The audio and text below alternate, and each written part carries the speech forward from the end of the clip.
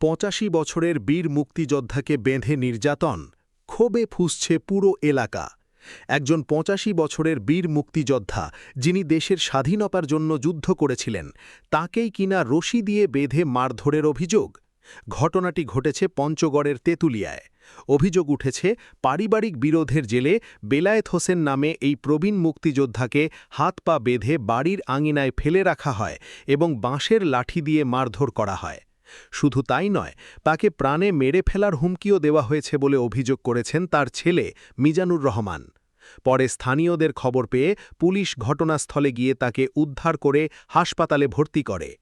এ ঘটনায় থানায় লিখিত অভিযোগ দায়ের করা হয়েছে এবং পুলিশ জানিয়েছে বিষয়টি তদন্ত করে আইনগত ব্যবস্থা নেওয়া হবে। একজন বীর মুক্তিযোদ্ধার সঙ্গে এমন আচরণে এলাকা জুড়ে ছড়িয়ে পড়েছে তীব্র ক্ষোভ। এই ঘটনার বিচার হওয়া উচিত কিনা আপনার মতামত কমেন্টে জানান।